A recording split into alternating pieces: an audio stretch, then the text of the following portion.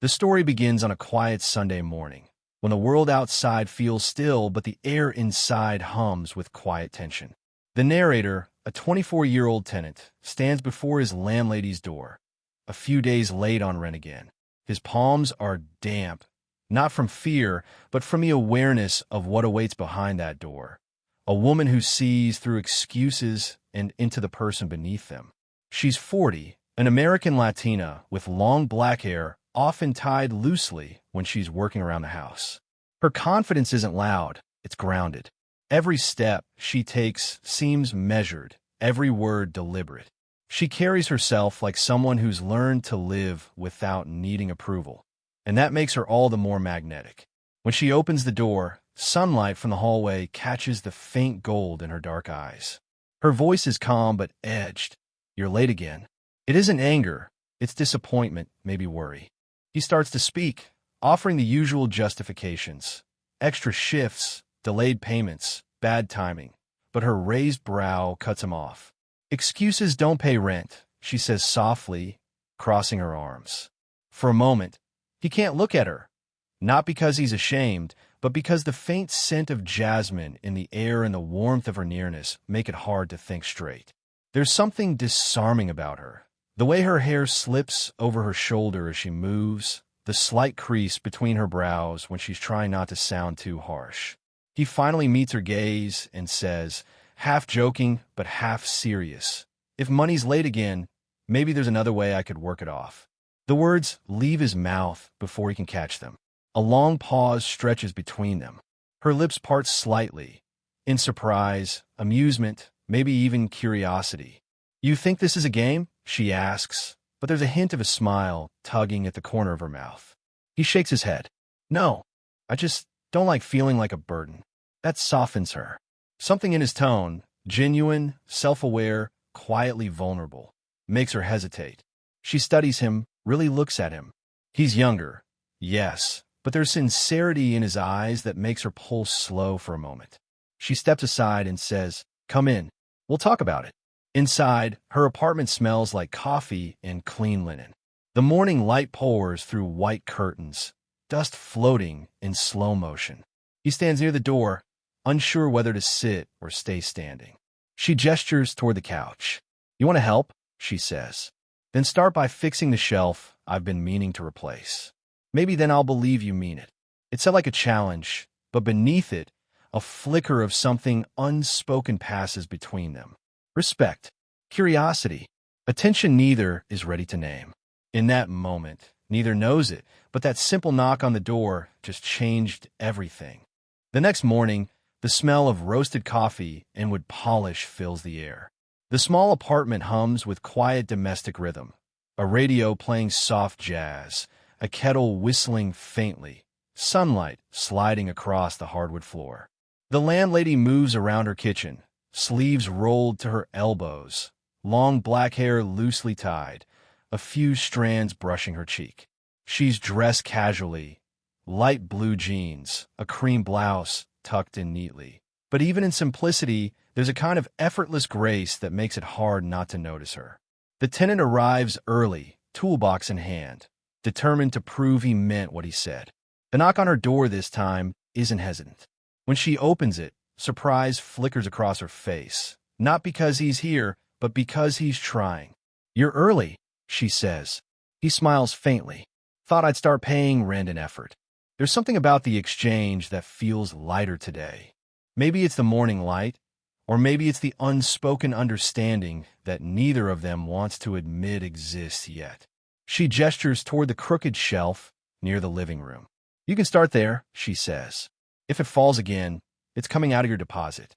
He laughs under his breath and gets to work. As he crouches by the wall, tightening screws and aligning brackets, she watches, pretending to sip her coffee but really studying the quiet focus on his face. There's something endearing about his sincerity. Not flirtatious, not forced, just a young man trying to prove himself, maybe to her, maybe to himself. After a few minutes, he breaks the silence. "You always make it smell like a cafe in here." "Coffee keeps me sane," she replies, "and it keeps people from testing my patience." He glances back with a half smile. Guess I should bring you some beans next time I'm late. Her lips curve. You plan to be late again? He shrugs. Depends on whether you keep answering the door. That earns him a quiet laugh, the kind that escapes before pride can stop it. For a brief second, the age gap dissolves. It's just two people sharing a moment, the sound of tools clinking and sunlight spilling across the room. When he finishes, he stands back to admire the shelf. She steps closer to inspect his work, her shoulder brushing lightly against his arm.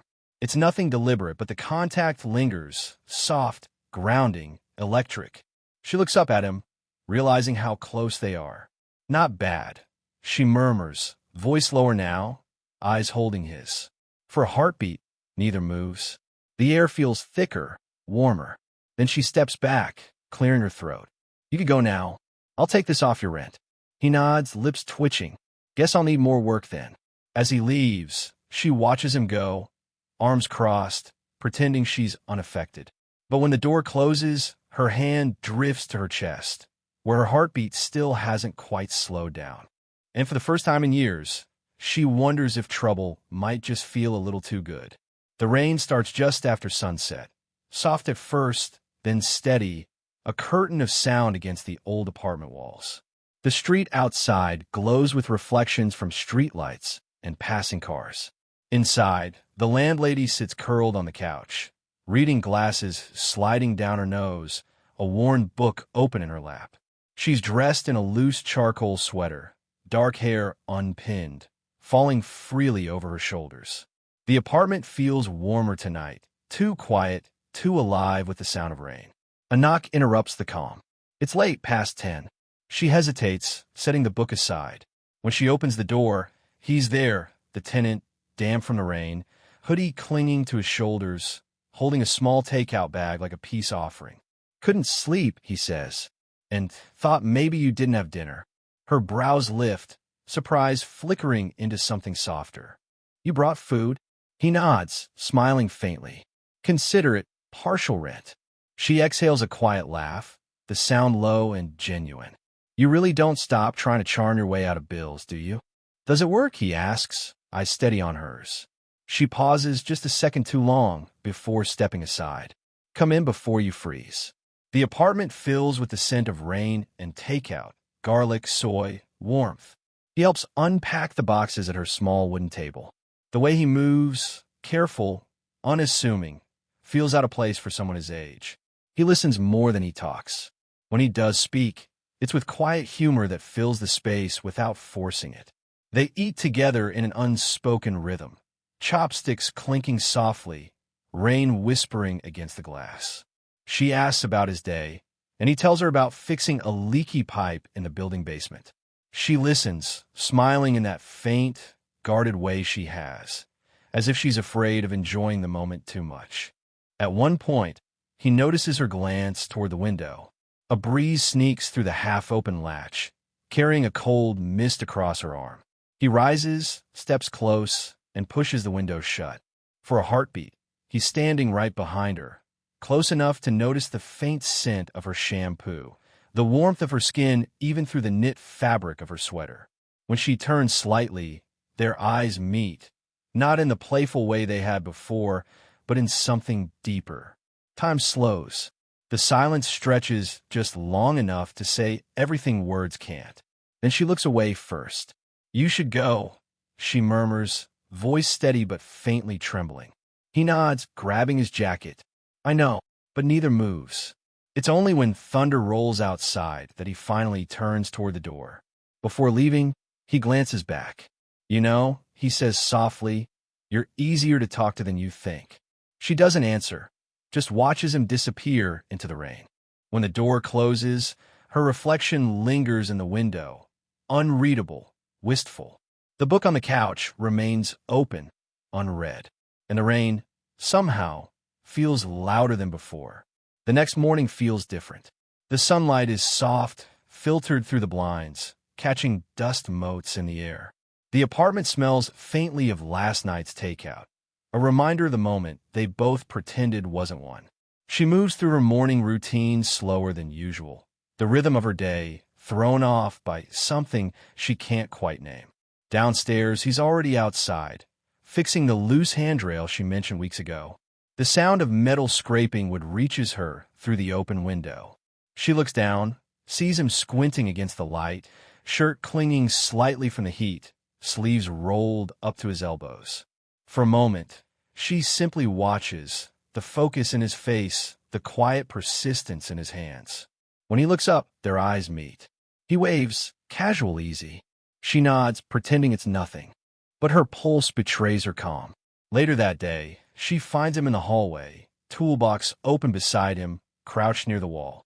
"You don't have to do all this," she says softly. He glances up, grinning. "You said you'd knock off a few dollars if I helped. I didn't mean fix the whole building. Then maybe I'm just trying to impress the landlady." She rolls her eyes, but there's warmth behind it. "You're impossible." He stands, wiping his hands on a cloth, close enough now that she can smell the faint hint of soap and rain still clinging to his skin.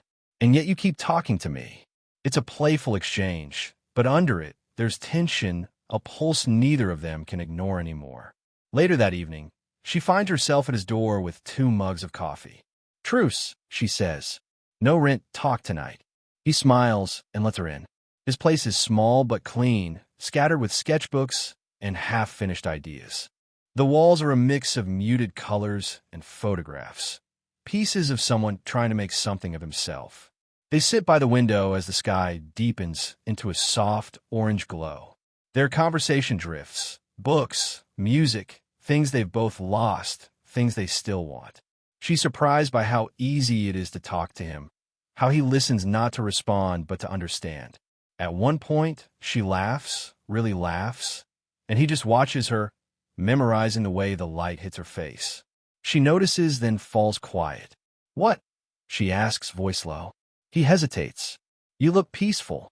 Her smile fades slightly. "Haven't heard that in a long time." The silence that follows isn't awkward. It's charged. He reaches across the table, brushing her hand. A small touch, accidental maybe, but it lingers. Her breath catches. She pulls her hand back, forcing a half-smile. "You should be careful saying things like that." He meets her gaze. "You should be careful making me want to." The air thickens. No words, just the slow awareness of something they shouldn't want but can't deny. Then, as if saving them both, her phone buzzes. The moment breaks. She stands abruptly, coffee forgotten. "I should go." At the door, she glances back. "Thank you for the coffee." He nods. "Anytime." But when she leaves, the line they've been dancing around feels thinner, almost gone. The next few days unfold in quiet tension, the kind that hums beneath every word, every glance. She tries to maintain the distance, to keep things professional. But something in their rhythm has shifted. Every time she passes him in the hallway, every time their hands accidentally brush when exchanging envelopes or tools, there's a flicker, brief but unmistakable. That evening, a storm rolls in loud, unrestrained, the kind that makes the city pause. She's home alone, the lights flickering under the heavy rain. Then a knock at the door. It's him, soaked through, hair dripping into his eyes, holding a small brown bag. "Didn't think you'd want to cook in this," he says with a crooked grin, lifting the bag of takeout. "Consider it rent." She laughs despite herself and lets him in. The warmth of the room seems to wrap around them both as thunder rolls outside. He takes off his damp jacket, revealing the soft cling of his t-shirt underneath. She looks away, pretending to busy herself with the plates. They eat by candlelight after the power cuts out. 2 mismatched plates on the coffee table, the storm outside like a distant drum. Their laughter mixes with the sound of rain. He teases her about her strictness. She fires back about his chronic lateness. It feels easy, too easy. Then the laughter fades. A moment stretches, fragile, suspended. "You ever get tired of pretending you don't care?" he asks quietly, his gaze holding hers. She sets down her fork slowly. "Pretending?" He leans forward. "You look at me like you want to stop pretending too." Her breath falters.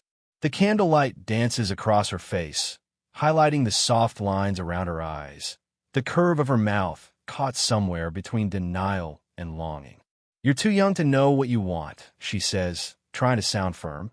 but the tremor in her voice betrays her. He moves closer, not touching her yet, just letting the nearness speak.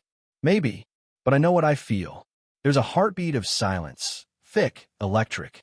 She feels it, the warmth of his presence, the quiet pulse of something dangerous but real.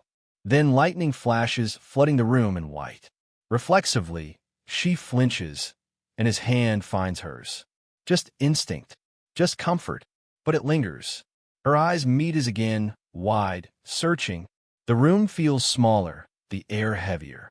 The world outside disappears under the rain. "Don't," she whispers, though her hand doesn't move away. "I won't if you tell me to." She doesn't. Not right away. The seconds between them stretch, humming with everything unspoken. Finally, she exhales soft, trembling. "You make things complicated." He smiles faintly, his thumb brushing against her knuckles. "And you make complicated feel worth it." For a long moment, neither moves. Just the rain, the flicker of the candle, and two people caught in something that feels like both a mistake and a miracle. When she finally pulls her hand back, her voice is almost a whisper. "You should go." He nods, but before leaving, he pauses at the door, turning back. "For the record, I'm not sorry." The door closes, leaving her alone in the candlelight. Heart racing, lips parted, and a truth she can no longer deny echoing through the quiet room. The storm passes, but what it leaves behind isn't calm. It's the quiet after lightning, the kind that hums beneath the skin. The next morning, she pretends nothing happened. She waters her plants, answers phone calls, folds laundry, every motion precise, controlled. But every small task feels like a way to silence her thoughts. When he comes by to fix a broken cabinet door that afternoon, she's all composure again. Hair tied up, sleeves rolled, her tone clipped but polite. "You don't have to do that," she says. "It's not part of your rent agreement." He just smiles faintly. "Maybe I'm behind on more than rent." She tries to ignore him, but his presence fills the small kitchen. The smell of wood polish and his clean, rain-soaked scent from the night before still lingers in her memory. Every glance he steals, every word he leaves unsaid, pulls her closer to the edge she's been pretending doesn't exist. When the cabinet finally clicks into place, she turns to thank him, but finds him already looking at her, steady, unguarded. "You didn't sleep much last night either, did you?" he asks softly. Her hand pauses mid-motion. "What makes you think that?" "You have the same look I do," he says. "Like you're trying to unthink something that already happened." She laughs, brittle, nervous. "You talk too much for someone in debt." He steps closer, just enough for her to notice. "Maybe that's because you make me say things I shouldn't." The words hang between them, uninvited yet welcome. She turns away, focusing on the sunlight streaming through the window, bright, golden, relentless. "You're crossing a line," she murmurs, but her voice lacks conviction. He answers quietly, "I know, but maybe you want me to." Her breath catches. He's too close now. The warmth of him brushing against her shoulder, the faint tremor of his voice threading into her pulse. She can't decide if she wants to move or stay frozen forever. "Do you ever think about what this looks like?" she whispers, almost to herself. He tilts his head slightly. "I don't care how it looks. I care how it feels." That breaks something inside her, not in a painful way, but in the way walls crumble after standing too long. She exhales, closing her eyes briefly. "You're impossible." He smiles, the kind that's small but honest. "And you're pretending again." When she opens her eyes, he's closer, close enough for her to see the reflection of herself in his gaze. For a heartbeat, the world shrinks to that one space between them. Then her phone rings, sharp and loud. She steps back quickly, clearing her throat, fumbling for the phone like it's a lifeline. "I should take this." He nods slowly, the smile fading. "Yeah, you should." As he turns to leave, she wants to say something, to undo the distance, but the words stay trapped behind her lips. The door closes. Silence fills the room again. And for the first time, she presses her hand to her chest, realizing that what she's afraid of isn't the line between them. It's how badly she wants to cross it. Days pass, quiet, heavy, deliberate. The air in the small house changes. It's softer now, like it's holding its breath. They talk less, but when they do, their words mean more. Every glance, every pause, every touch of fingers brushing over a cup or a doorknob says what neither has dared to. It's the first of the month again. Rent day. He stands at her door, the same door where this began, holding an envelope. But this time, it's not about the money. She opens the door, and her expression freezes, guarded, unsure. "You're early," she says, voice low. He smiles faintly. Didn't want to be late again. She steps aside, letting him in. The living room feels different, brighter, cleaner, more open. Maybe it's her, or maybe it's what's changed between them. He places the envelope on the table. "It's all there this time," he says softly. She nods, looking at it but not touching it. "Good. I was starting to think you enjoyed being in debt." He laughs quietly. "Maybe I do. Just not the kind you think." There's a pause. A deep one. The kind that asks for truth. She finally looks at him. Really looks, and her walls falter again. "You shouldn't say things like that," she murmurs. "Why not?" "Because it makes it harder to pretend." He steps closer, slowly, carefully. "Then maybe we stop pretending." She exhales shakily, glancing down at her hands. "You're young. You'll find someone who doesn't come with all this complication." He shakes his head. "You don't scare me. Not your age, not your walls, not your rules." She looks up, her eyes glossy under the morning light. "And what about what people will say?" "Let them," he says simply. "They don't know you like I do." The words sink into her like sunlight through glass, gentle but undeniable. Her breath trembles as she laughs quietly, tears slipping down her cheek before she can stop them. "You really don't know what you're asking for," she whispers. He moves closer, his voice low, steady. "I'm not asking for anything. I'm just telling you how I feel." Her hand rises, instinctively brushing the back of his neck. The touch is soft, hesitant, yet charged with everything they've both been avoiding. "You make it sound easy," she says, almost smiling. "It doesn't have to be easy," he answers. "It just has to be real." For a long moment, neither speaks. The air hums with quiet tension, not dangerous, just honest. Then she steps back, breaking the spell. "You should go," she says gently, "before I forget what's right." He nods slowly, not hurt but understanding. "And if I come back?" Her eyes soften. "Then maybe I'll forget again." He smiles, a small, knowing one. "Guess I'll take that risk." He leaves, not because he wants to, but because he knows it's the only way to give her space to choose. And when the door closes, she stands there, one hand on the frame, one pressed to her chest, whispering to the empty air, "Too late. I already did." It's not a fairy tale ending. It's something better, real, raw, unfinished. Two hearts on different pages, reading the same line.